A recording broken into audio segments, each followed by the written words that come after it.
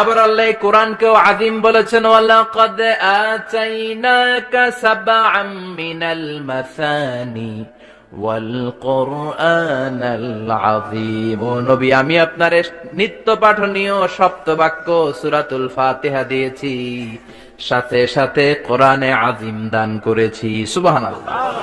তার মানে কোরআনের ক্ষেত্রে আযীম, কিয়ামতের ভূমিকম্প এটা আযীম, আল্লাহ নিজেও আযীম, বিশ্বনবীর চরিত্র আযীম। আবার এই সূরাটাও যেহেতু দামি, এজন্য এই সূরার নাম সূরাতুল আযীমা। সূরাতুল সুমহান সূরা। এটা যেন তেন সূরা নয়, এটা তো কোরআনের কলব। কলব ছাড়া মানুষ বাঁচে? হার্ট ফাউন্ডেশনে যেয়ে দেখবেন মানুষের কি অবস্থা। হৃদরোগ, হৃদয় যার নষ্ট, তার যে কত কষ্ট। এই যে কি পরানো লাগে এখন, রিং পরায়, এনজিওগ্রাম, এনজিওপ্লাস্টি করে আর্টারি ব্লক করে ফেলে। চর্বি, এত চর্বি আমরা খাই, এত গরুর গোশত আমরা খাই। মনে রাখবেন, যেই প্রাণীর পা বেশি ওইটার ভিতরে কোলেস্টেরল বেশি। মাছের কয় পা?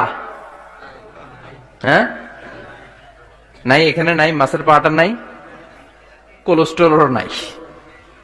মুরগির কয় পা? জোরে বলতে হবে। তার মানে কিছু কোলেস্টেরল আছে না নাই? গরুর কয় পা? কোলেস্টেরল বেশি না কম? এইবার কোন চিংড়ির কয় পা?